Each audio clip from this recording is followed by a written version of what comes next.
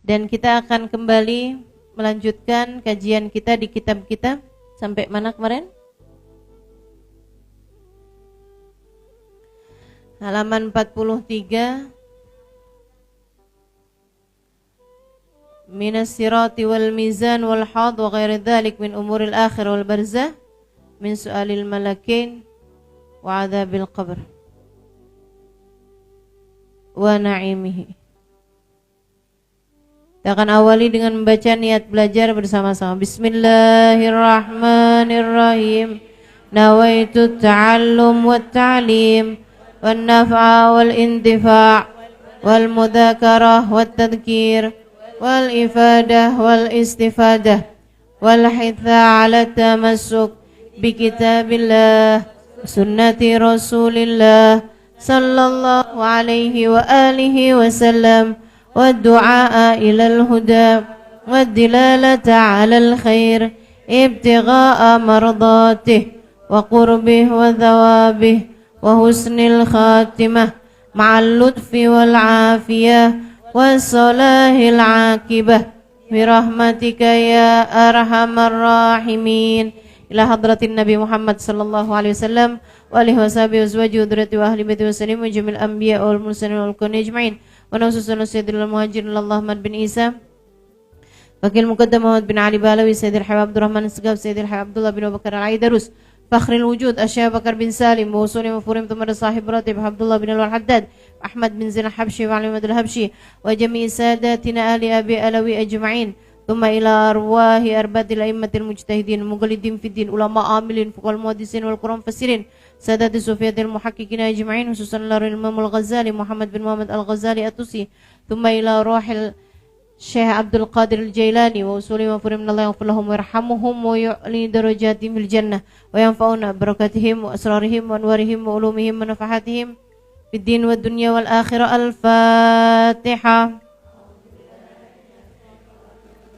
Bismillahirrahmanirrahim. Alhamdulillahi rabbil alamin arrahmanir rahim maliki yaumiddin iyyaka na'budu wa iyyaka nasta'in اهدنا الصراط المستقيم صراط الذين أنعمت عليهم غير المغضوب عليهم ولا الضالين آمين.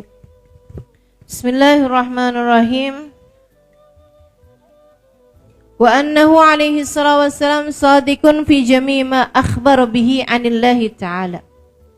Keyakinan kita meyakini bahwasanya Nabi Muhammad itu benar terhadap apapun yang diceritakannya dari Allah Subhanahu wa ta'ala.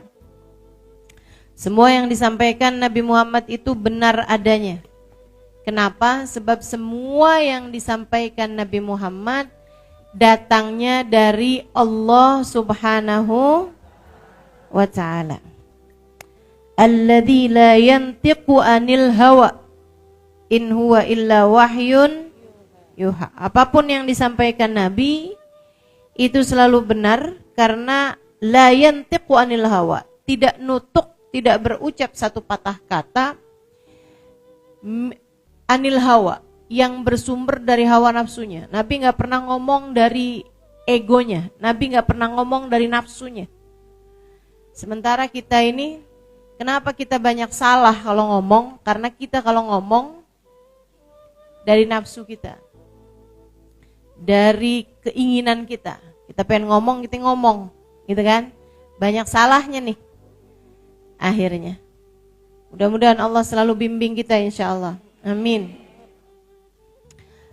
Makanya orang yang paling banyak salahnya itu yang banyak ngomong dari hawa nafsunya. Kalau ngomongnya berdasar dari ilmu, kayak guru lagi ngajar, nah itu lain. Karena ngomongnya berdasar dari ilmu. Kayak orang tua lagi nasehatin anaknya, nah itu banyak benernya. Karena dia ngomong kalau nggak berdasar dari ilmu, kalau nggak berdasar dari pengalaman, ya kan? Tapi kalau udah orang lagi bertengkar, nah itu nggak sempet mikir ilmu tuh. Orang lagi berantem tuh, orang lagi bertikai, Nah, itu kalau ngomong nggak sempet ngomongnya, nggak sempet mikir ilmu. Makanya banyak salahnya. Cobain, ibu-ibu yang kerjaannya suka marah-marah mulu tuh. Cobain sekali kamu marah dan direkam. Ya, saya saranin ini beneran. Beneran, ini terapi pengendalian marah. Para istri yang kalau ngomong sama suami bawaan ngegas mulu, ya. Bawaan ngegas aja gitu, kayak nggak ada remnya gitu, blong udah remnya. Coba sekali-kali direkam, kalau perlu bukan hanya suara tapi video. Rekaman video. Masya Allah. Kamu akan lihat betapa sangat menyeramkannya dirimu. Kenapa gitu? Karena ngomongnya tuh nggak pakai ilmu, nggak pakai iman, ya, nggak pakai hati gitu. Ngomongnya berdasar dari hawa nafsu, berdasar dari nafsu, keluar dari ego. Tuh banyak nyeselnya. Ada Ibnu Mas'ud lagi marah sama budaknya. Wah, suaranya kenceng banget. Dipanggil sama Nabi. Ya Ibnu Mas'ud, nggak denger. Panggil lagi sama Nabi. Ya Ibnu Mas'ud, nggak denger juga. Orang kalau lagi marah tuh kayak gitu tuh, liatin. Serem. Dia marah lagi sama budaknya ini. Terus Nabi Muhammad teriakin lagi, ya Ibnu Mas'ud. Baru dia dengar, lebih ya Rasulullah. Tinggalkan budaknya, dia pergi kepada Nabi. Aku memanggilmu udah 3 kali Ibnu Mas'ud. Saya nggak dengar wahai Rasul. Ibnu Mas'ud, ketahuilah, ketika seseorang sedang marah, setan memainkan hatinya. Seperti mana anak kecil memainkan bola di tangannya. Kayak gitu tuh setan. Mainin hatinya orang yang lagi marah. Masya Allah. Nah, Nabi kenapa nggak banyak salahnya atau nggak ada salahnya? Bukan nggak banyak, nggak ada salahnya. Karena Nabi tidak pernah berbicara dari hawa nafsunya. Nggak pernah. Nabi selalu berbicara dari wahyunya Allah Subhanahu wa taala. Dari wahyu dari Allah Subhanahu wa taala. Alladzi la yantiqu anil hawa in huwa illa wahyun yuha. Semua yang disampaikan Nabi adalah wahyu yang diwahyukan oleh Allah Subhanahu wa taala. Jadi Nabi ngomong iya, enggak, semuanya dari Allah Subhanahu wa taala. Makanya kata Sahibul Burdah, Nabiyunal amirun nahi fala ahadun abarra fi qawli la minhu wala na'ami. Nabiyunal amirun nahi. Nabi Muhammad adalah nabi yang amir juga, nahi juga. Memerintah juga, ngelarang juga. Nabi adalah orang yang memberi perintah juga, memberi larangan juga. Tapi fala ahadun abar. Tidak ada siapapun yang lebih bagus ngomongnya fi qauli la, dalam berucap tidak, wala na'ami, ataupun berucap iya. Beliau adalah seseorang yang terbaik dalam berucap tidak, seorang yang terbaik dalam berucap iya. Gitu. Kita kan kadang-kadang yang iya kita enggak-enggakin, yang enggak kita iya-iyain. Nah, tuh. Ini nih yang salah gitu. Kita kadang suka nggak ngerti gitu. Yang manaan aja yang mesti kita iyain, yang mana yang mesti kita enggakin. Kenapa gitu? Itu tadi. Karena kita tuh seringnya ngomong berdasar hawa nafsu. Coba belajar buat teken hawa nafsunya, nanti kita akan jadi ngerti kapan seharusnya bilang iya, kapan seharusnya bilang enggak. hidupmu jadi jauh lebih terarah. Ketika kita berpikir dengan jernih. Hawa nafsu nih yang rusak kita nih, hawa nafsu nih. Hawa nafsu, udah percaya saya deh. Hawa nafsu merusak kita teman-teman. Keinginan kita pengen begini, kita pengen begitu. Itu setiap kali, tapi kan saya maunya. Tanyain sama diri sendiri, kalau maunya Allah gimana? Kalau maunya Allah gimana? Gitu. Jangan segala-gala yang kamu pikirin mau kamu mulu gitu. Katanya pengen jadi hamba yang Allah senantiasa memberi padamu apa maumu, maka jadilah hamba yang selalu mempersembahkan apa yang Allah Subhanahu wa ta'ala mau. Orang-orang mulia itu gitu tuh. Mereka tuh ngomongnya bagus. Saya tuh dulu pernah mikir gitu kan. Saya kalau ketemu banyak kayak orang-orang yang lurus-lurus, orang-orang yang ahli ibadah gitu. Di kampung saya gitu. Kayak orangnya tuh nyeremin gitu. Maksudnya tuh dalam artian kayak kalau ngomong banyaknya tentang urusan kayak yang neraka gitu-gitu kan, serem-serem gitu. Jadi saya dulu punya pemikiran bahwa, saya rasa sih pemikiran anak zaman sekarang juga loh. Mereka tuh suka ngelihat orang tuh kalau salik, kalau ngerjain apa yang diperintah sama Allah, kayak mendadak jadi menyeramkan gitu, mendadak jadi menakutkan gitu. Kalau ngomong tuh yang dosa, neraka, murka gitu loh. Urusannya tuh kayak yang awas nak, nggak boleh gitu, nanti begini gitu, kayak nyeremin kayak gitu. Dulu saya punya pemikiran bahwa orang-orang yang jalanin agama dengan benar itu menjadi orang-orang yang menyeramkan. Orang-orang yang galak, orang-orang yang bicaranya tentang akhirat, yang akhiratnya itu urusannya adalah neraka gitu.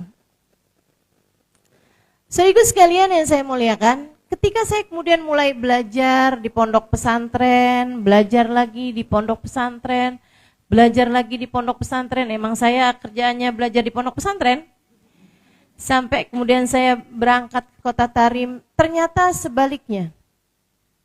Orang-orang yang paling dekat dengan Allah selalu adalah orang-orang yang paling dapat memberikan pengharapan. Orang-orang yang paling dekat dengan Allah selalu adalah orang-orang yang paling adem-adem hatinya.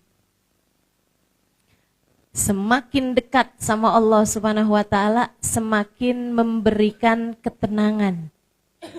Karena sejatinya merekalah orang-orang yang paling tenang hidupnya. Gimana enggak coba? Orang lagi sakit datang ke Hubabah Khadijah.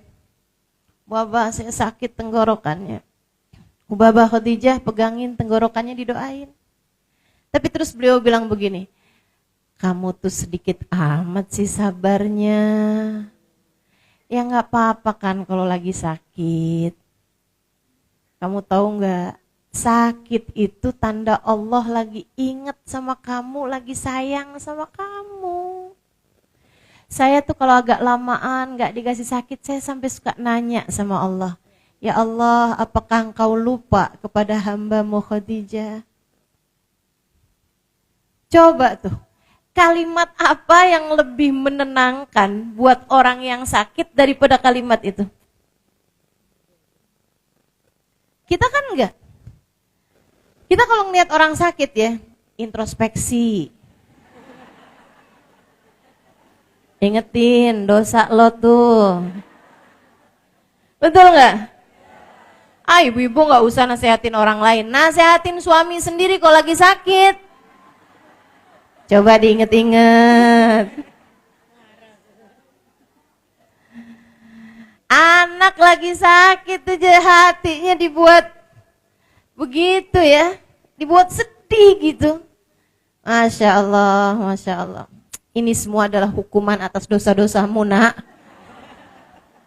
Makanya kalau mama ngomong tuh didengerin. Jangan suka ngebantah, kan gitu tuh. Tahu sendiri tuh kan, sakit kan, sakit kan. Gitu tuh. Kegedean hawa nafsu teman-teman, kegedean nafsu kita nih. Dan itu yang bikin kita salah. Dalam hidup nih banyak salahnya gara-gara itu tuh. Suka ngikutin hawa nafsu. Kalau mereka ini hamba-hamba tercinta di sisi Allah Subhanahu wa taala, bener mulu ngomongnya karena ngomongnya enggak dari nafsu. Tapi dari hati yang bercahaya dengan cahaya iman, cahaya ilmu, cahaya pengalaman, cahaya kedekatan dengan Allah Subhanahu wa taala. Nggak ada yang lebih ngerti, nggak ada yang lebih pinter, nggak ada yang lebih faham selain Allah. Maka Allah akan menjadikan hamba yang dekat dengannya menjadi faham, menjadi mengerti, menjadi tahu segala sesuatu. Kayak baginda kita Nabi besar Muhammad SAW. Selalu benar terhadap ucapannya. Semuanya gitu. Orang-orang yang ngikutin jalannya Nabi Muhammad juga gitu. Sampai saya ingat nih ucapannya Farazdak.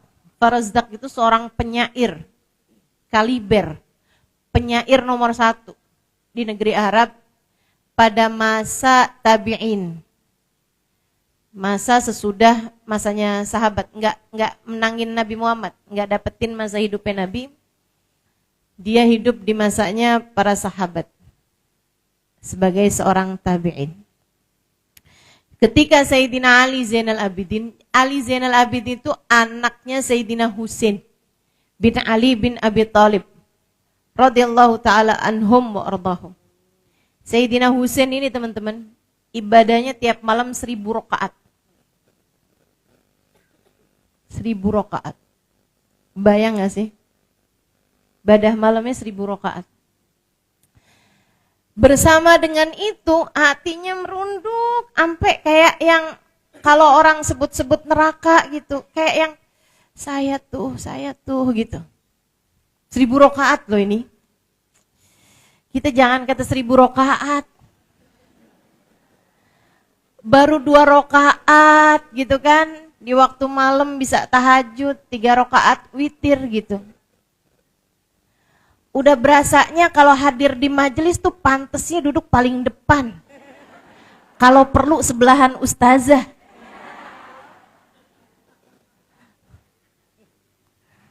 Masya Allah, Masya Allah. Ini ada orang sholatnya tiap malam 1000 rakaat. Kalau disebut tentang neraka kayak ngerasa yang paling pantas buat masuk neraka. Hati luar biasa bener kalau bercahaya. Saudaraku sekalian saya muliakan, satu hari beliau lagi mengerjakan ibadah haji. Di tahun yang sama khalifah, pemimpin. Di zaman tersebut kayak presiden di zaman itu yang membawahi seluruh khilafah Islamiyah. Bukan hanya di Saudi Arabia, bukan. Tapi Mesir masuk, Yaman masuk. Itu ya, semua negara-negara Arab nih di bawah kepemimpinan dia ini nih. Khalifahnya nih, presidennya nih. Itu teman-teman lagi melaksanakan ibadah haji juga. Tapi emang zaman itu tuh masih banyak yang soleh ya. Presiden haji itu nggak pakai dihalau orang, nggak pakai nih khalifahnya mau tawaf, kosongkan Ka'bah gitu, nggak ada. Nggak pakai tuh kayak gitu. Atau misalnya Ka'bahnya di area sekitarnya dia dipakein pengawalan, nggak bisa ada orang ngedesek-desekin gitu, enggak. Zaman itu tuh enggak, khalifah ya udah gitu. Ikutan haji barengan orang, ikutan tawaf barengan orang, tapi memang ada orang-orang di sekelilingnya juga gitu. Ada beberapa sukanya. Abis dia tawaf pengen cium Hajar Aswad nggak bisa-bisa. Khalifah loh ini. Ya kan? Sekarang nih kadang-kadang orang pengen cium Hajar Aswad susah-susah, dia manggil joki. Tahu nggak sekarang ada joki Hajar Aswad? Udah berapa tahun sih itu? Ya Allah, ya Allah. Saya pernah ditawarin juga gitu. Mau cium Hajar Aswad 300 real. Iya. 300 real. Cium Hajar Aswad.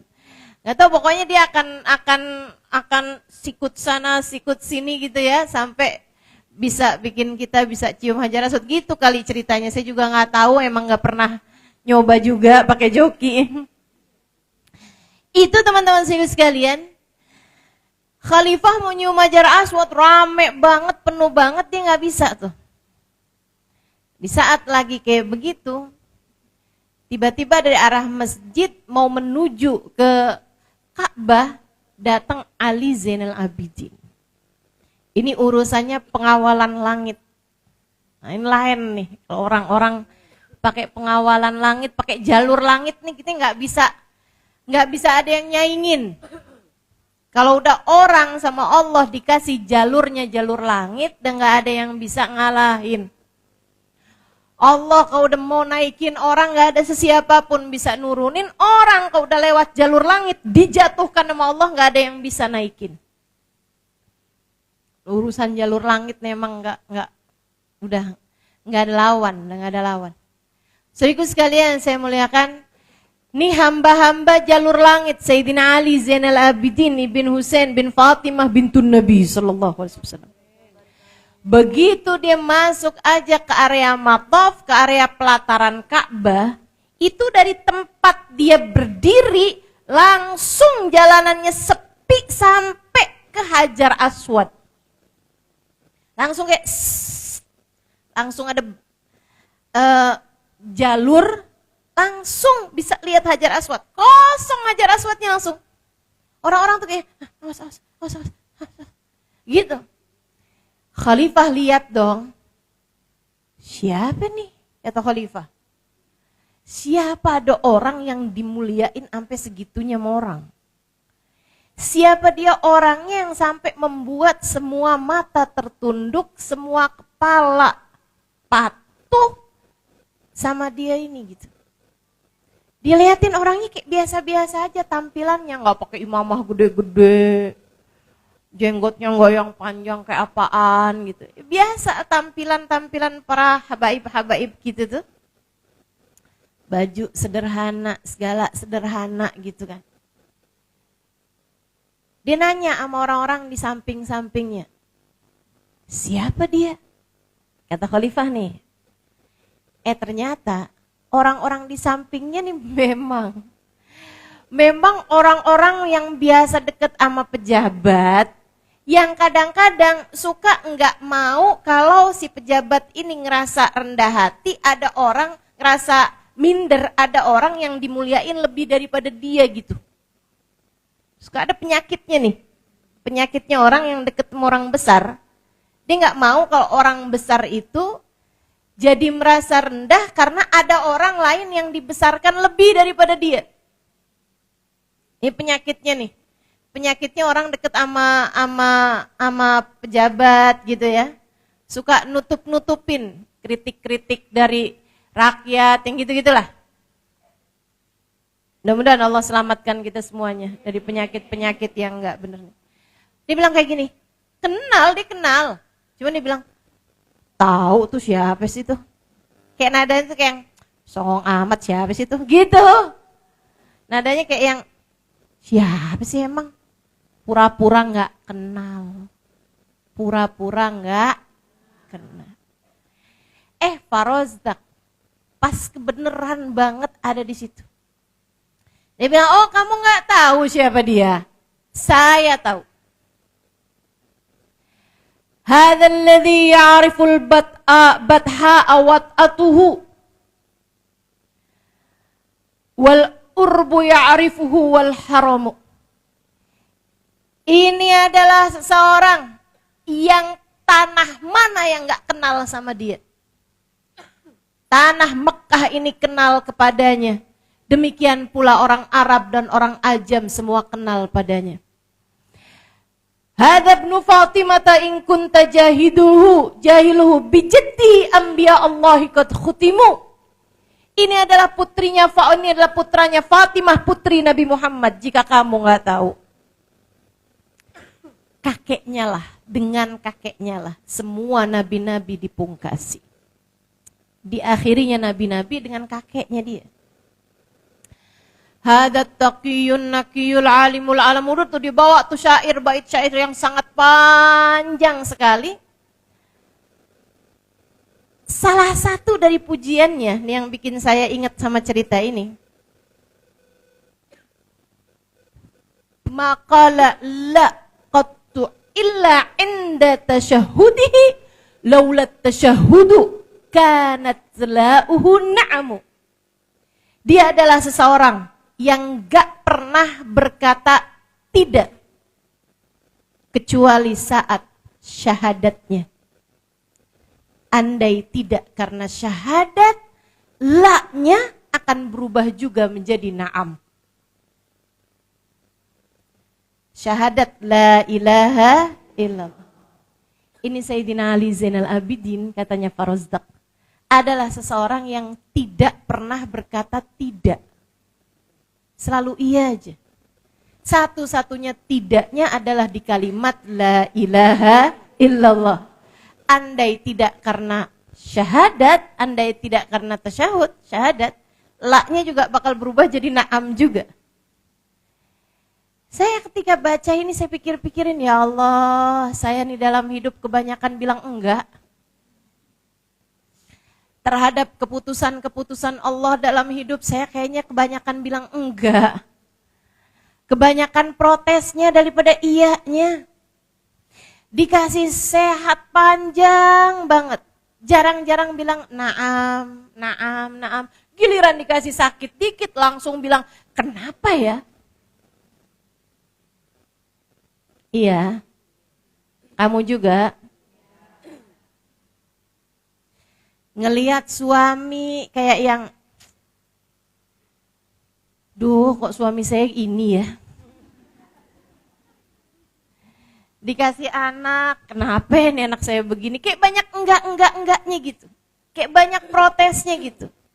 Terhadap apa yang terjadi dalam hidup kita tuh kayak kurang merunduk untuk bilang, iya ya Allah, makasih ya Allah, betul ya Allah, ini yang terbaik ya Allah, iya ya Allah. Orang-orang mulia saudariku sekalian, mereka tahu bagaimana menata rasa hingga mereka paham bagaimana mengolah kata.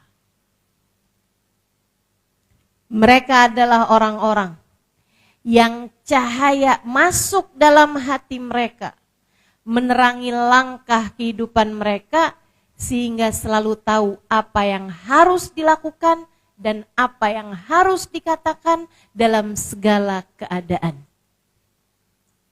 Kita harus belajar untuk itu. Naikin mutu kehidupan. Naikin kualitas hidup dengan belajar untuk lebih benar dalam berbicara, lebih benar dalam menyampaikan segala sesuatu. Insya Allah. Nabi Muhammad selalu benar.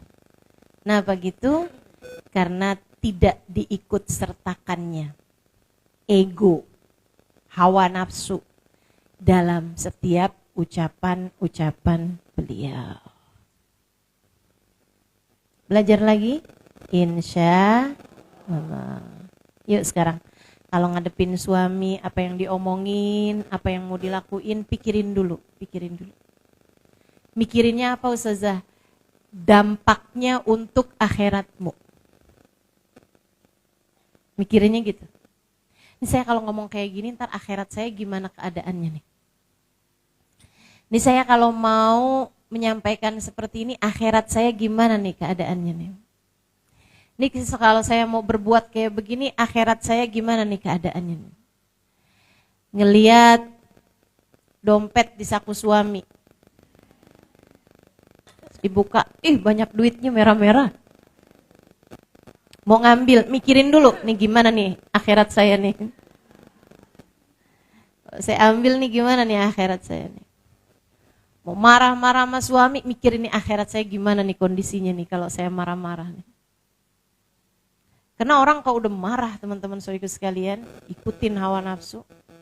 Itu setan main-mainin hatinya kayak anak kecil mainin bola. Pernah lihat anak kecil mainin bola? Serem. Tendang sana, tendang sini, lempar sana, lempar sini. Kayak gitu tuh persis hatimu kalau lagi marah. Makanya Nabi Muhammad alaihissalam diajarin kita buat enggak kebawa sama amarah. La taghdab falakal jannah, kata Nabi.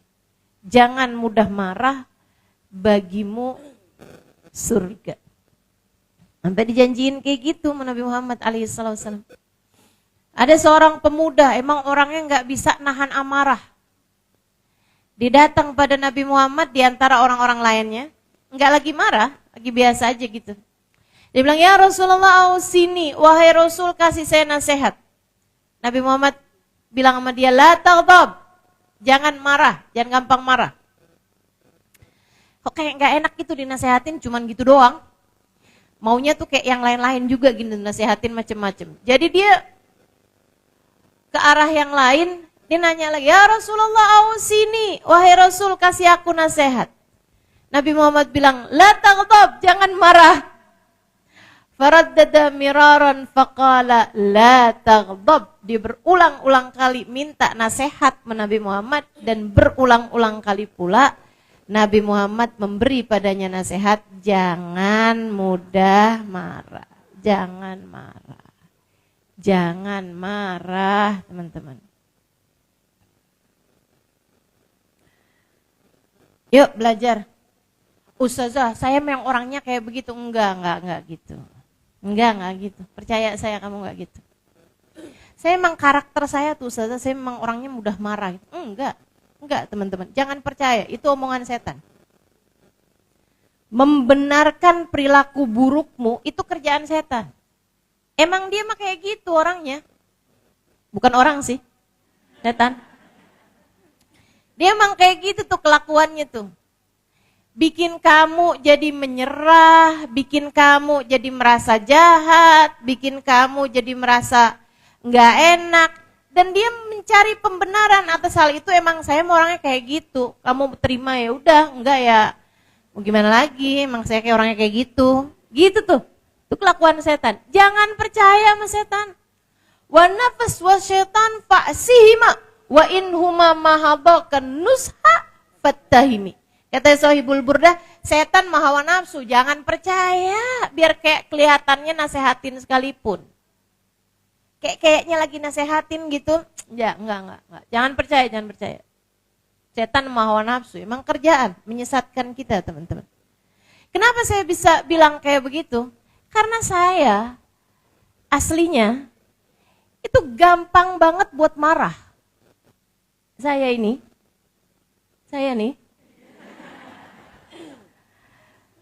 gampang banget dibikin marah, gampang banget dulunya. Teman-teman, dulunya.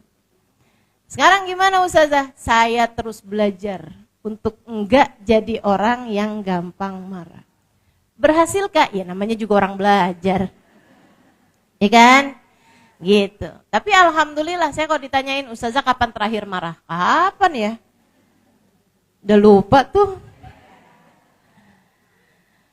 Sehingga sekalian yang saya muliakan, coba tanyakan suamimu, kapan terakhir kamu marah-marah?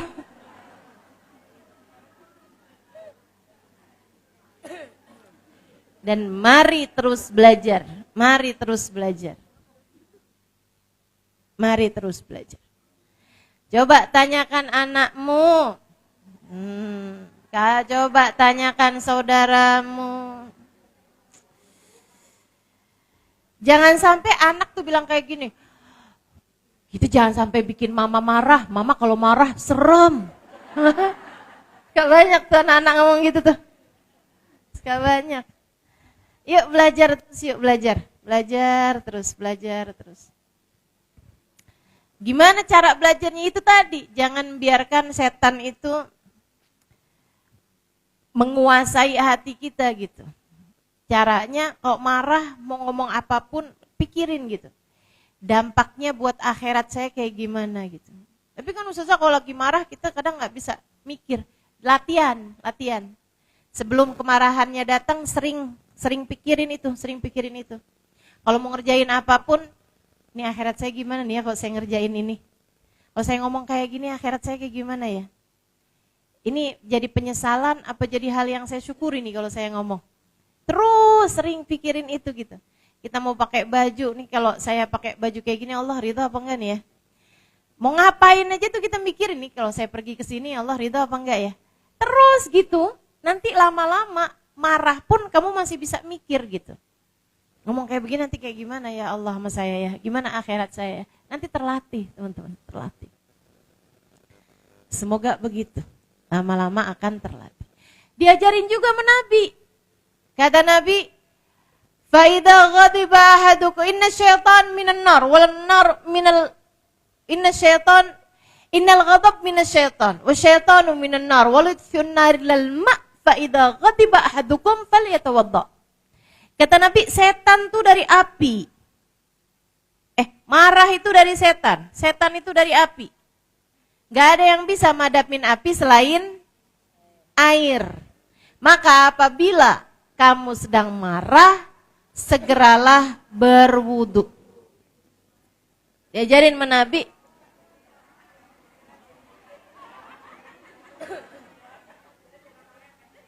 Segeralah siram air. Sesungguhnya kemarahan datangnya sumbernya dari setan. Setan terciptanya dari tidak ada yang bisa memadamkan api selain air. Maka apabila seseorang di antara kalian sedang marah, segeralah siram air. Segeralah berwudu. Wudu kan pakai air tuh. Makanya para ulama bilang kalau wudu belum terlalu mempan, mandi. Kalau mandi nggak mempan juga, berendam. Berendam. Dan dipanggil misalnya, mana sih? Mas suaminya panggilin. Dalam kamar mandi bang. Ngapain? Berendam. Bukannya kita nggak punya buat berendam, di bak mandi bang. Di ember kalau enggak. Ngapain kau berendam? Disuruh mau saja.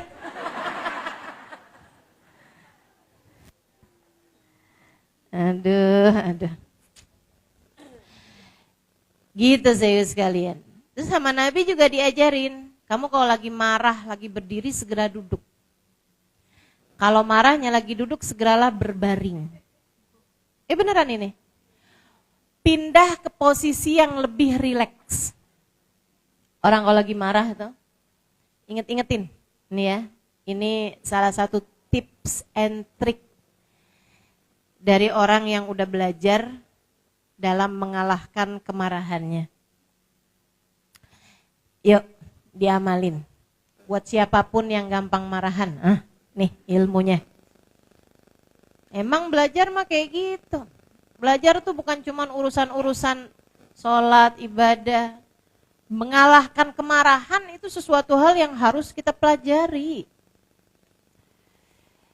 Jadi kalau kamu lagi marah tuh, kalau lagi datang marah di saat kamu duduk, jangan berdiri. Kebanyakan orang seperti itu. Karena memang dikuasai hawa nafsu, dikuasain sama setan tuh kayak gitu tuh. Lagi duduk, ngelihat HP suami atau kelihatan HP suami, udah transfer sayang, waduh. Biasanya langsung sontak berdiri tuh, apa? Wah.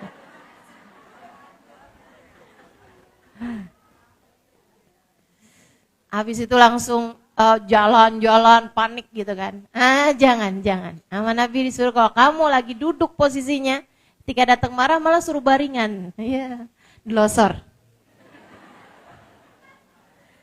Langsung baringan. Kamu lagi ngapain?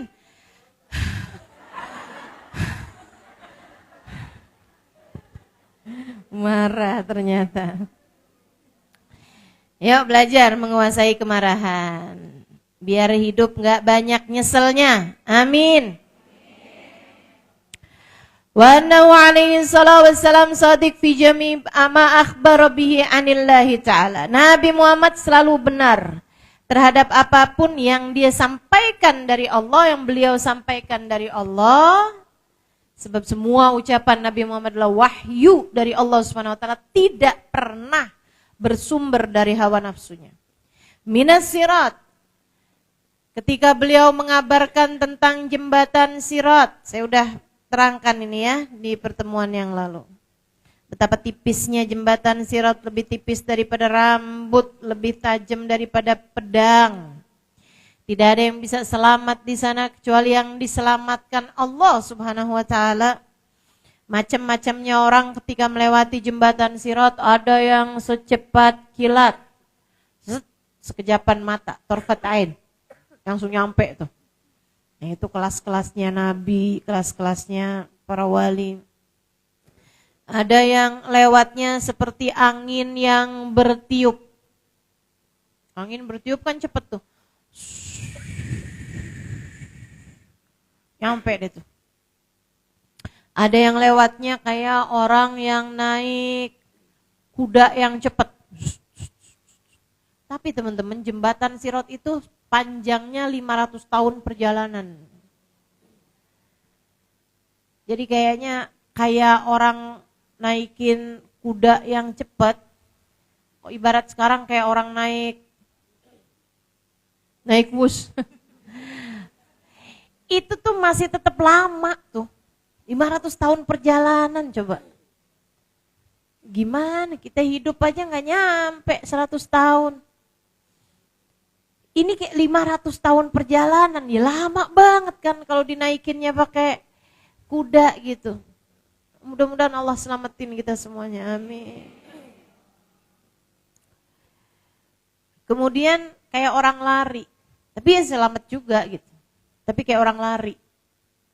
Kemudian yang terakhir kayak orang jalan. Ya Allah, ya Allah. Jalan untuk sesuatu yang 500 tahun perjalanan tuh kebayang gak apaan sampainya. Nah, di antara yang jalan-jalan itu ada yang jatuh. Ada yang jatuh. Siapa yang jatuh?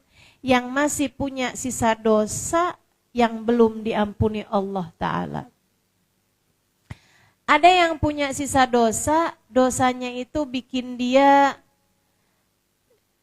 merasakan panas di mahsyar. Udah tuh kehapus. Jadi pas lewat jembatan selamat sampai ke ujung. Ada yang punya dosa, dosanya itu bikin dia dipermalukan di hari hisab. Ada. Udah tuh mentok dihisab, malu, Allah gugurkan dosa-dosanya. Ada juga yang dosa-dosanya tuh masih sisa karena banyak gitu kan. Matinya bawa iman, tapi dosanya masih banyak. Sehingga ketika melewati jembatan, dia pun harus transit dulu di bawahnya. Di api neraka. Sepanjang masanya dia melebur dosa-dosanya. Asal mati bawa iman, satu saat nanti keluar dari dalam api neraka, kebanyakannya dengan syafaat Nabi besar Muhammad. Asal matinya bawa iman, berarti dia umat Nabi Muhammad. Nah, umat Nabi Muhammad nih biar kayak apa, nantinya bakal keluar juga dengan syafaatnya Nabi besar Muhammad. Kayak gitu. Yang serem tuh, paling serem yang mati gak bawa iman.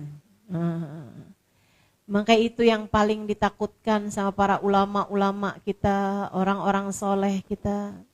Sampai katanya Imamul Haddad dalam munajatnya, qad kafani ilmu rabbi min su'ali wa ikhtiyari fa du'ai wa ibtihali syahidun li biftigari. Allah telah tahu segala sesuatu tentangku, apa perlunya aku mengadu? Jika aku tetap meminta kepadamu ya Allah, adalah agar aku senantiasa terlihat mengemis di pintumu. Dalam munajatnya itu di akhirnya beliau bilang hajatan fin nafsi ya Rabb faqdiha ya khaira qadi. Hajat saya yang satu ini ya Allah, tolong ijabah, jangan tolak ya Allah. Hajatan fin nafsi ya Rabb faqdiha ya khaira qadi. Ada salah satu muridnya bertanya kepada beliau, "Ma hajatuka ya Imam?" Apa hajatmu ini wahai Imam? Kayak pengen tahu gitu hajatnya orang sekelas Imam Al-Haddad, wali min auliyaillah. Buta tapi hafal Quran, hafal ribuan hadis Nabi Muhammad, hafal, beliau nyaris hafal kitab Ihya, teman-teman. Ini gimana ceritanya? Kalau bukan wali min auliyaillah nggak bisa nih. Ini ilmu laduni namanya. Bahkan beliau ketika nulis banyak-banyak kitab itu dalam keadaan buta, saudaraku sekalian. Dan beliau ketika mau menuliskan salah satu hadisnya Nabi besar Muhammad SAW, beliau nggak tahu hadis ini sahih apa enggak, hadis ini benar Nabi Muhammad mengucapkannya atau enggak. Langsung nanya sama Nabi Muhammad SAW. Ini orang dengan kualitas hidup yang semacam itu nggak pernah bikin dosa. Fa innahu mahfud, karena beliau adalah orang yang terjaga. Kalau Nabi itu namanya maksum, terjaga dari berbuat dosa. Kalau para wali itu mahfud, tuh saudaraku sekalian, terjaga juga, tapi di bawahnya maksum. Kalau maksum tuh udah benar-benar mustahil berbuat dosa. Kalau mahfud terjaga dari berbuat dosa, Allah menjaganya sehingga tidak berbuat dosa. Sehingga tidak berbuat dosa. Ini para wali-walinya Allah SWT. Ketika bilang hajatan fin nafsi ya Rabb. Hajat yang satu ini ya Allah, faqdiha ya khaira qadi. Kabulkan ya Allah hajat saya yang satu ini, tolong kabulkan ya Allah. Pengen tahu dong kita hajatnya wali itu apa sih? Ditanya sama murid beliau, "Ma hajatukum ya Imam?" Apa hajatmu wahai Imam? Yang kau sebutkan dalam munajat-munajatmu itu hajatan fin nafsi ya Rabb faqdiha ya khaira qadi. Imamul Haddad runduk kemudian berkata, "Hajati an amut ala husnil khatimah." Hajatku adalah aku mati dengan bawa iman. Hajatku adalah aku mati dengan jadi umat Nabi Muhammad. Hajat saya adalah saya mati bawa iman. Mati dalam husnul khatimah.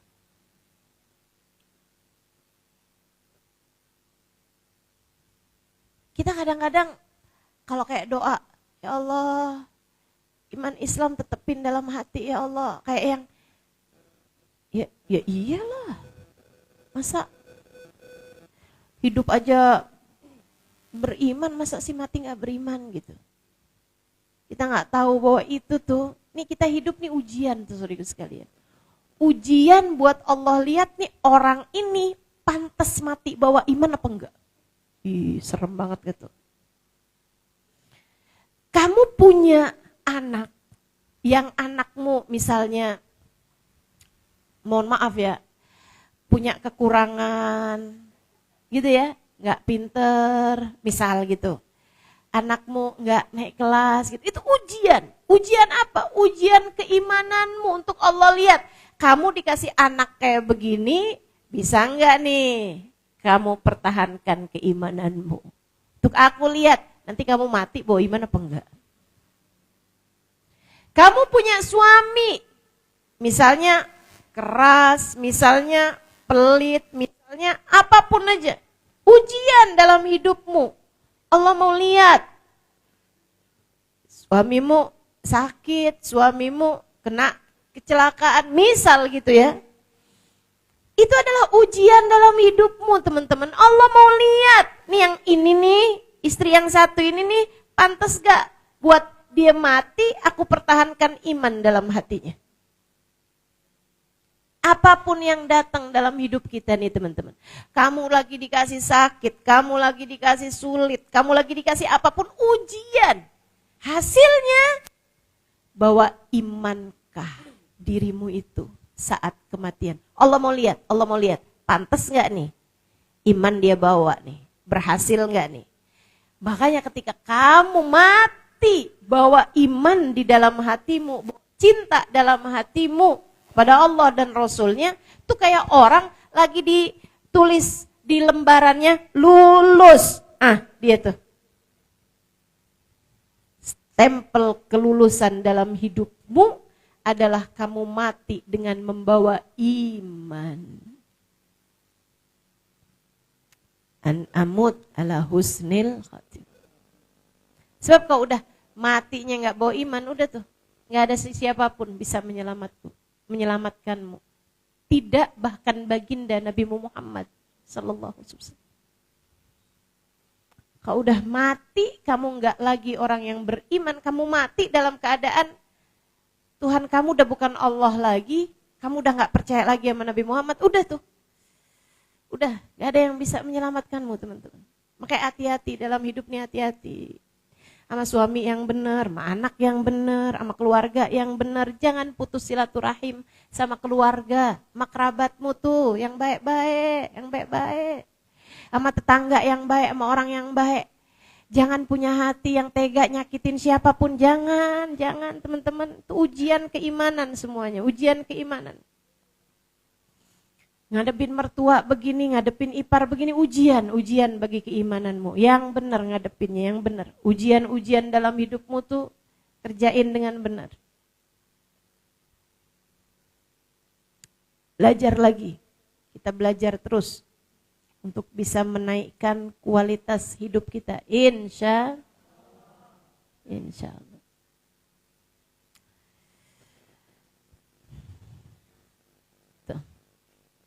Jembatan sirat. Minas sirat. Mudah-mudahan selamat semua. Karena kalau nggak selamatnya di dunia nih, apa-apanya masih ada untungnya. Coba tuh. Rumah kita kemalingan. Kita masih bisa bilang untung aja. Dia ngambil dunia doang, duit doang. Kita semuanya sehat, kita semuanya selamat. Ya kan masih ada gitunya. Kecelakaan nih, mobilnya rusak gitu kan, mobilnya ketabrak gitu. Tapi orangnya selamat, untung aja. Masih ada untungnya. Pokoknya yang namanya dunia nih, seapa-apanya kamu celaka, selalu aja masih ada sisi untungnya. Tapi kalau udah akhirat kamu celaka, nggak ada untung-untungnya lagi udah. Nggak ada untung-untungnya lagi. Udah kamu mati nggak bawa iman, udah tuh, udah nggak ada untung-untungnya teman-teman, nggak ada udah. Kamu sudah tidak lagi menjadi seseorang yang beruntung. Ya Allah, mudah-mudahan Allah selamatkan semuanya insya Allah. Kita, anak-anak kita, orang-orang yang kita sayangi, semoga selamat semuanya. Allah tetapkan iman Islam di hati kita semuanya insya Allah. Amin. Makanya orang di Tahrim tuh, kan sering tuh pada minta doa. Orang di Tahrim kalau ketemu tuh pasti yang usik bidoa gitu. Usik bidoa. Tolong doain saya ya, doain saya gitu. Di Indonesia juga kan, Ustaz doain saya dong, sering banget gitu. Cuman bedanya kalau di Indonesia kalau saya tanya gitu, doain apa? Doain sehat Ustazah, doain panjang umur gitu. Kalau di Tahrim kalau saya tanya gitu, minta doa apa? Husnul khotimah gitu. Mereka kayaknya lebih ngerti gitu ya, apa yang harus diminta. Kita yang diminta cuma sebatas urusan dunia. Kayaknya sudah perlu untuk kita ganti prioritas dalam hidup kita ini. An amut ala husnil khatim. Kelulusan kita dalam berkehidupan, yaitu mati dengan husnul khatimah. Biar seapa-apanya masih ada kesempatan kita untuk kembali dinaikkan saat kita terjatuh, saat melewati jembatan sirat. Jatuh ke neraka untuk meleburkan dosa-dosa, tapi ada kesempatannya untuk naik kembali di atas jembatan. Dengan syafaat Nabi Muhammad semoga. Amin. Dapat syafaat orang-orang mulia semoga. Amin. Minas sirat. Wal mizan. juga timbangan. Inna kaffatal mizan ma bainas sama'i wal ard. Sungguhnya di akhirat nanti itu ada timbangan, kata Nabi Muhammad. Dan raca, 2 timbangan. Hasanat wa sayiat, dosa sama pahala ditimbang. Dan itu serius sekalian, satu kafahnya, satu neracanya, ma bainas sama'i wal ard, segede langit dan bumi. Segede antara langit dan bumi, gede banget yang mau ditaruh tuh. Gede banget. Makanya mesti punya banyak pahala buat ngegedein timbangan pahala kita. A'udzubillahi minasyaitonirrajim. Fa amman thaqulat mawazinuhu fahuwa fi 'ishatir radiyah. Adapun orang-orang yang berat timbangan amal kebaikannya, maka dia akan berada dalam kehidupan yang menyenangkan. Fama man khaffat mawazinuhu fa ummuhu hawiyah. Adapun orang yang ringan timbangan amal kebaikannya, ringan pahalanya, fa ummuhu hawiyah, maka ibunya adalah hawiyah. Wa ma adraka ma hiya, kamu tahu apa itu hawiyah? Narun hamiyah. Ibunya adalah narun hamiyah, neraka yang sangat panas, membakar. Kenapa kok bahasanya fa ummu hawiyah? Sebab ibu tuh kalau anaknya datang dia bakal meluk. Apalagi udah lama terpisah. Kamu baru terpisah beberapa jam aja karena anak berangkat sholat, berangkat sekolah TK. Begitu dia keluar kamu siap melukin dia. Karena kamu adalah ibunya. Dan anak juga tuh, diantara sekian perempuan-perempuan dia gak akan nyari mana yang paling cakep ya. Enggak. Dia akan nyari kamu karena kamu adalah ibunya. Dia akan kembali kepada ibunya. Itu yang Allah maksudkan fa ummu hawiyah. Maka tempat kembalinya dia, ibu yang akan memeluk dia adalah api neraka yang sangat panas. Serem banget, Allah tuh memang bahasa Al-Quran itu teman-teman, ngeri banget. Bisa gitu Allah tuh naroin bahasanya tuh fa ummuhu hawiyah, serem banget kan. Enggak fa mau'iduhu hawiyah, fa mi'aduhu hawiyah, maka tempat kembalinya adalah hawiyah gitu. Enggak, fa ummuhu hawiyah, maka ibunya dia adalah hawiyah. Ma'adrak mahiyah, kamu tahu enggak kenapa nih? Siapa dia nih?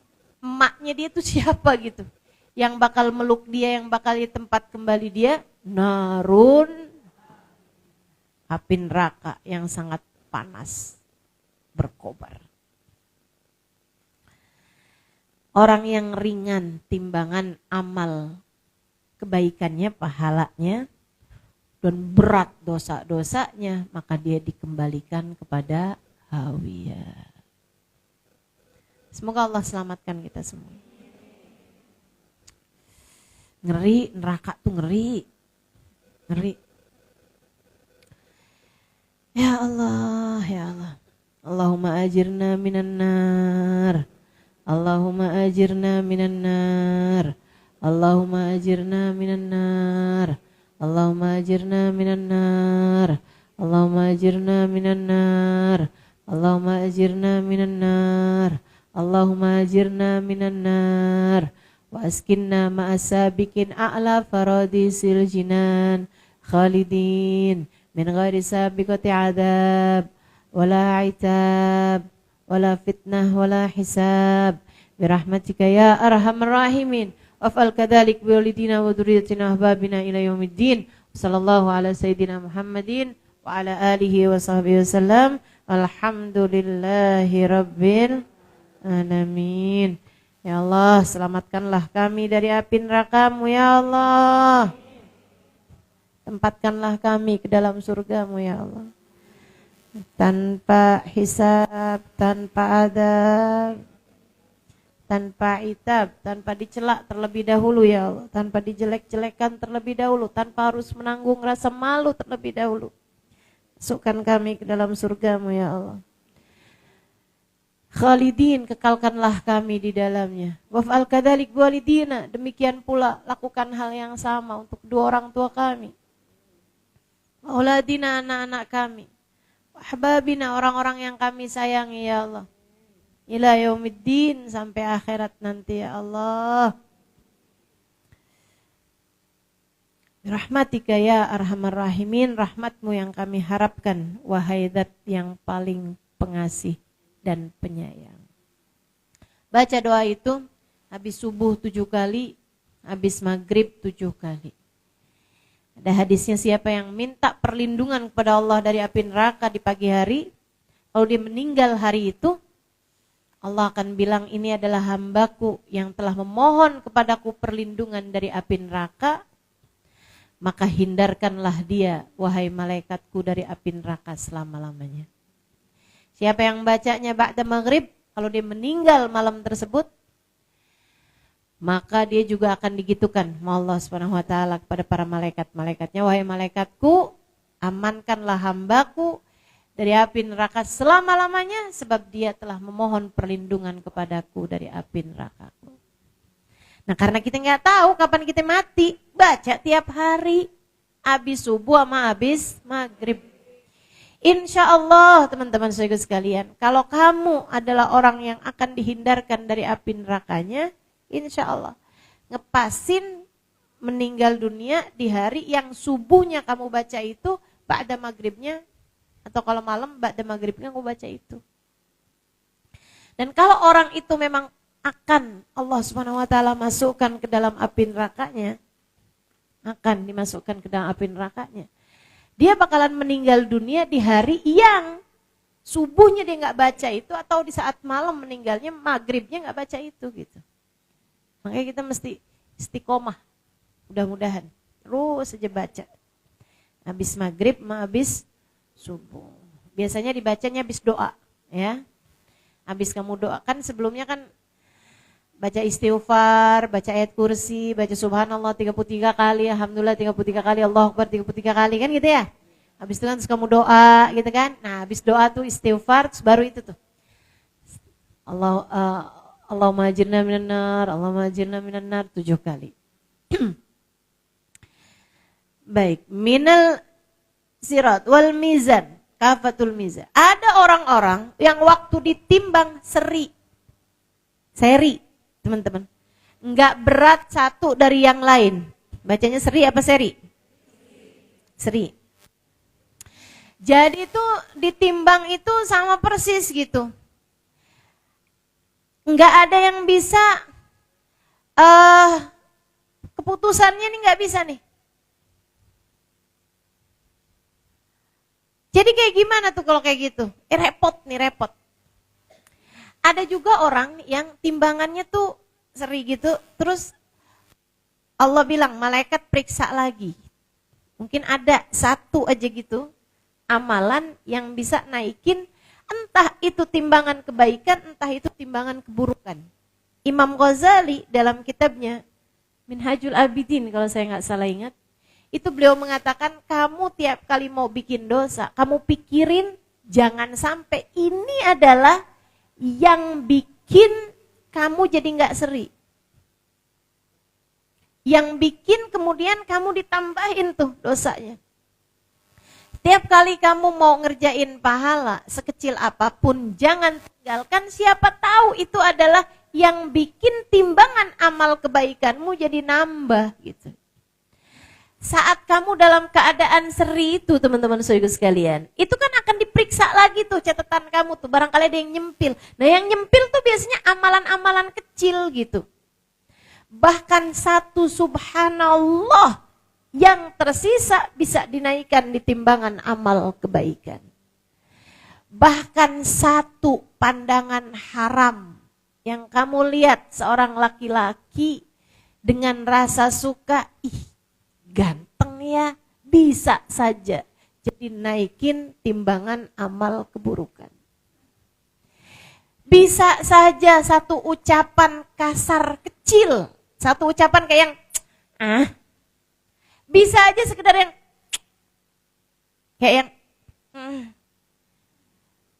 kamu ucapkan kepada orang tuamu saat orang tuamu memerintahkan sesuatu.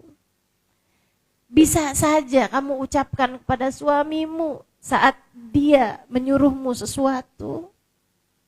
Bisa saja memberatkan timbang dosamu. Karenanya, pesan dari Sayyidina Ali Zainal Abidin, jangan remehkan dosa sekecil apapun. Siapa tahu ia jadi penyebab Allah murka padamu. Jangan remehkan kebaikan sekecil apapun. Siapa tahu ia jadi penyebab Allah sayang padamu. Kita nggak tahu. Itu mizan. Ada lagi orang seri nih timbangannya nih. Nggak berat satu, nggak berat yang lain. Pas banget 50-50. Malaikat periksa. Udah, semuanya udah ditimbang. Kalau gitu tunda. Biarin dulu nih. Biarin dulu. Saya mesti gimana nih nasib saya nih? Katanya yang ditimbang nih. Yaudah gini aja dah. Silahkan kamu jalan-jalan di mahsyar. Ngapain? Saya disuruh jalan-jalan ngapain? Minta sumbangan. Coba tuh. Disuruh minta sumbangan. Imam Ghazali ceritain nih. Kalau nggak di Minhaj, kalau nggak di Ihya teman-teman. Di Ihya kayaknya. Di Ihya. Ihya Ulumuddin. 5 jilid tuh ya. Itu baru ngeliat kitabnya aja udah malas bacanya. Tebel banget. Tapi ya belajar mah harus kan segede apapun. Nah itu tuh ada tuh di kitab itu. Boleh aja sih kalau yang Ustazah ngomong beneran apa enggak sih, ini ada dalilnya apa enggak sih. Silakan dibuka kitabnya. Saya yakin teman-teman juga baru ngeliat kitabnya. Agak ngerti, udah dah percaya aja dah.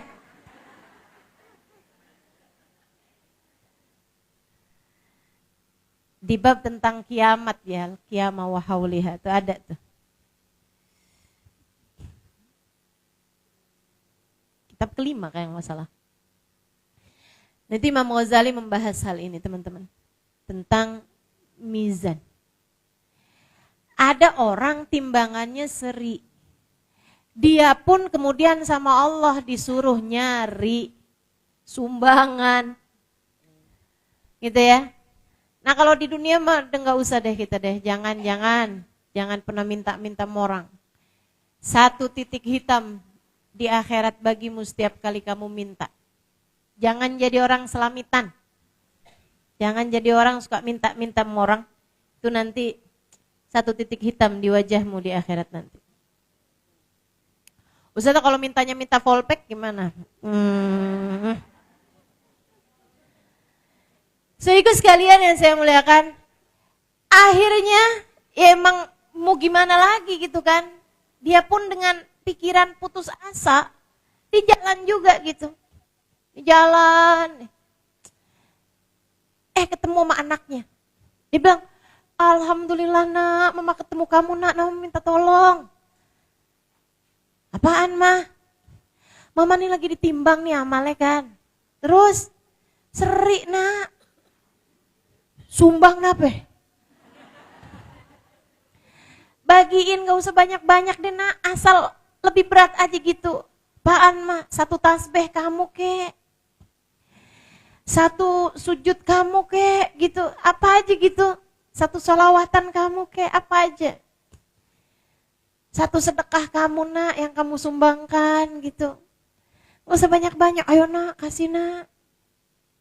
Ingat gak nak, kamu tuh pernah ada di perut mama 9 bulan. Kata anaknya, gak inget mah, saya kan masih jadi janin. Teman-teman saya sekalian, anaknya kemudian bilang, Ma, masalahnya kan saya juga gak tahu nih timbangan senter kayak gimana. Iya juga sih ya. Anak gak bisa nyumbang, suami gak nyumbang. Orang tua nggak nyumbang, karena mereka juga takut Di padang mahsyar kan gimana kabar timbangan-timbangan dia nih gitu. Lagi sama-sama ditimbang.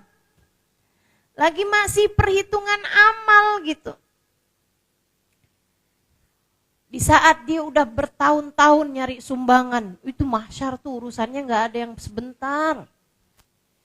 Di saat dia udah bertahun-tahun minta sumbangan nih nggak dapet-dapet, saat dia udah mulai putus asa, udah mau gimana lagi, udah dah nasib saya kayaknya nih. Saat orang-orang udah pada masuk surga, kayaknya masih saya ada di timbangan aja nih urusannya. Tahu-tahu ada yang nanya, ngapain? Minta sumbangan. Oh, kenapa soalnya?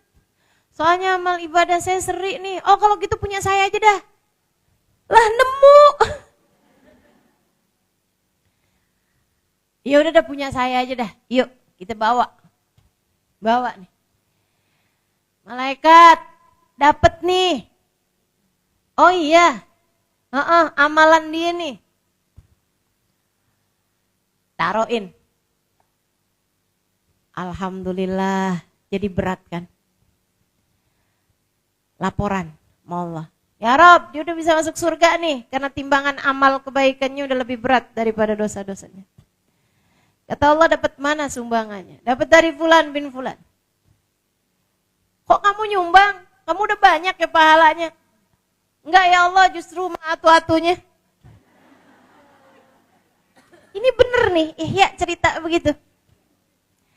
Justru satu-satunya sedekah saya di dunia. Satu-satunya kebaikan saya adalah bersedekah di dunia. Kata Allah, kenapa kamu mau mensedekahkannya sama orang? Ya Allah, daripada dua orang hamba mau masuk neraka, mendingan dah salah satu kayak gitu. Saya nggak akan masuk surga dengan satu saja amal ibadah saya dibandingkan dengan segitu banyak dosa-dosa saya.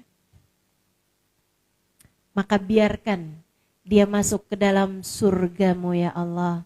Biar ada yang selamat dengan amal ibadah saya ini. Kata Allah, kamu telah dermawan di hari yang tidak ada sesiapa pun mau dermawan. Ketahuilah, aku lebih dermawan daripada kamu. Maka masuklah kamu ke dalam surgaku dengan kedermawananku. Ini katanya Imam Ghazali, sudah beliau cerita ini.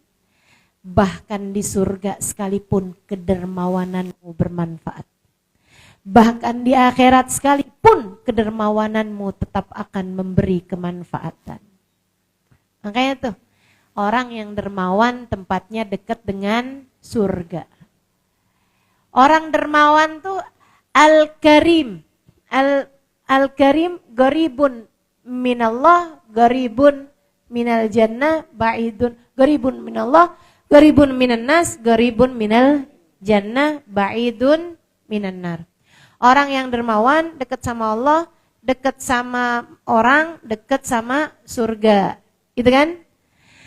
Jauh dari neraka. Orang yang pelit, jauh dari Allah, jauh dari orang, jauh dari surga, dekat sama neraka. Nah itu tinggal kamu lihat tuh, kamu tipe orang yang bagaimana. Mudah-mudahan Allah jadikan kita semuanya dermawan. Kamu gak bisa mikir, kalau gitu saya maksiat aja banyak-banyak. Satu kebaikan saya ntar saya mau sumbangin biar kita berdua masuk dalam surga. Ya. Gimana ceritanya tuh?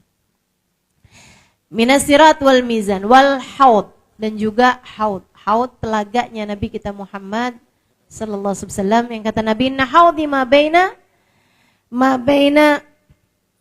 Ailah wa San'a. Sungguhnya telagaku itu seluas dari Ailah. Ailah itu kota di Mesir, wa San'a kota di Yaman. Itu telaganya Nabi itu panjang. Panjang kayak lebih panjang daripada Jakarta, Surabaya gitu. Walahu minal abarik ka'adat nujumis sama. Punya cangkir sebanyak bilangan bintang di angkasa. Cangkirnya banyak. Umatnya tuh pasti bakalan kebagian. Ya, umat semua kebagian. Yang enggak kebagian orang yang bukan umatnya Nabi Muhammad. Dan itu ada. Ada orang-orang kata Nabi Muhammad, habis dicerita tentang telaganya, lebih manis daripada madu, lebih putih daripada susu. Tampilannya putih, telaganya Nabi itu. Orang umat berdatangan semuanya ngambil cangkir kemudian minum, ambil cangkir kemudian minum. Orang yang minum dari telaganya Nabi insya Allah masuk surga nantinya. Karena dijanjiin sama Nabi, man syarib minhu lam yadma ba'daha abada. Siapa yang minum dari telaga itu enggak akan haus selamanya. Orang di neraka tuh pasti kehausan. Jadi orang kalau minum dari telaganya Nabi berarti artinya dia akan masuk surga gitu. Nah ini teman-teman sekalian, bagian dari syafaatnya Nabi Muhammad. Telaganya Nabi itu bagian dari syafaatnya Nabi kita Muhammad alaihissalam. Tapi ternyata ada orang-orang yang kata Nabi Muhammad, faltafattu faidan bi aqwam. Saya menoleh, ternyata ada orang-orang yang tampilannya kayak tampilan umatnya Nabi. Tampilannya nih kayak tampilan umatnya Nabi. Kalau perempuan dia kerudungan gitu ya. Bahkan kadang-kadang kerudungannya lebih lebar-lebar gitu. Kalau laki-laki itu tampilannya emang kayak tampilan umatnya Nabi gitu. Sarungan, pecian gitu ya. Bahkan jenggotan juga gitu. Sehingga sekalian tampilannya kayak umatnya Nabi. Mereka mau minum dari telaga Nabi diusir sama para malaikat. Ditendang-tendang sama malaikat. Nabi ngelihat itu. Kemudian Nabi Muhammad bilang, ummati, ummati, malaikat biarin apa, itu kan umat saya tuh. Itu kan umat saya. Modelannya tuh kayak umatnya Nabi banget gitu. Jadi Nabi gak tega dan mereka mau masuk kan artinya memang umatnya Nabi gitu. Ditendang-tendang sama malaikat. Enggak, sana. Bukan, kamu bukan. Ummati, kata Nabi Muhammad bilang sama malaikat.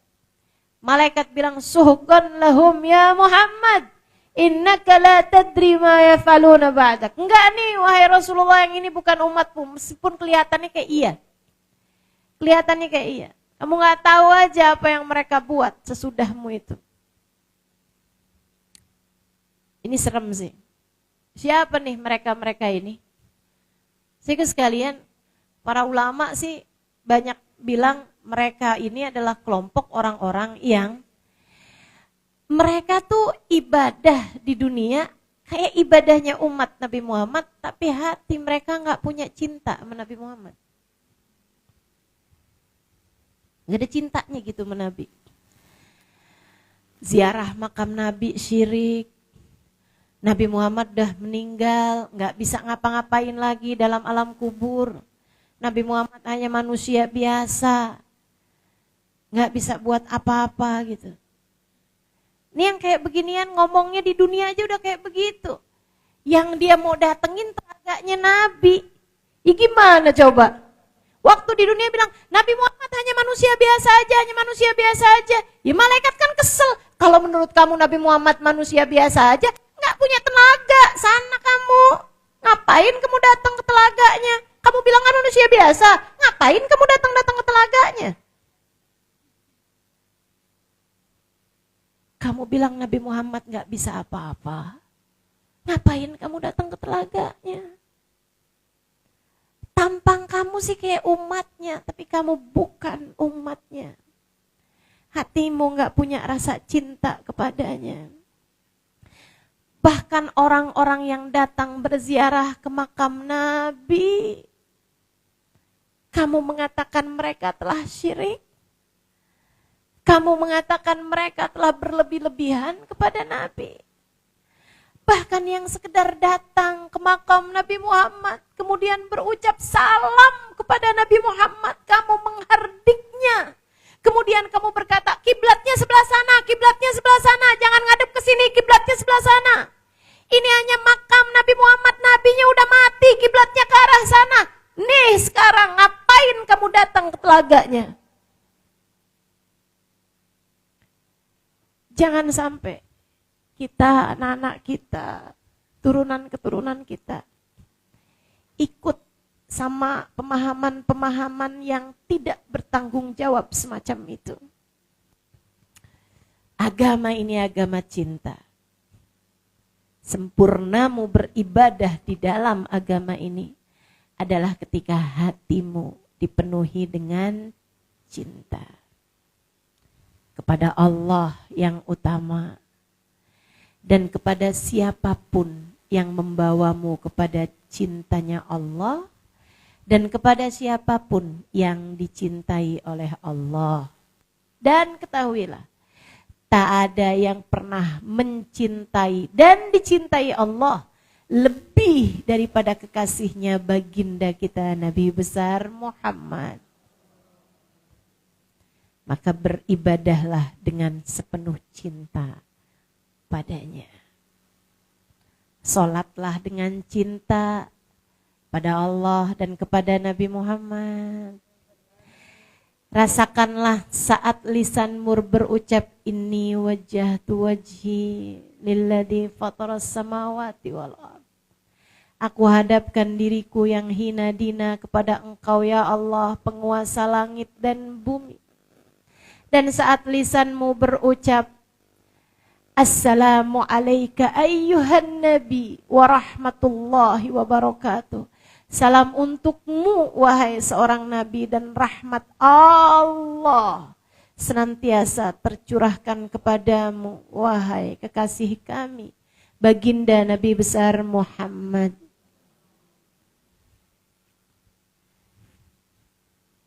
Telaga Nabi kita Muhammad alaihi wasallam. Ghairu dzalik min umuril akhirah. Percayaan kita pada semua yang disampaikan Nabi Muhammad, bahwa itu semuanya adalah benar.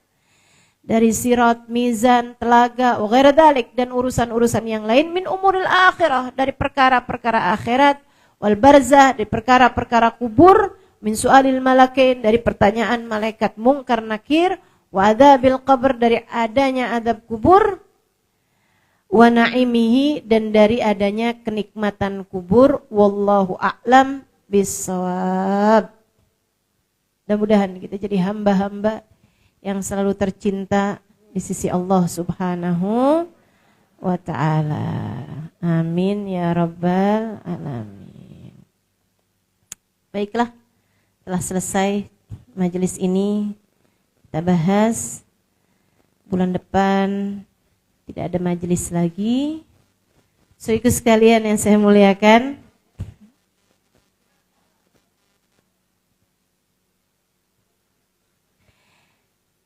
iya. Semoga Allah Subhanahu wa taala jadikan kita hamba-hamba tercinta di sisinya. Amin. Baik, kita akan tutup majelis kita dengan kita baca doa akhir majelis bersama-sama insyaallah.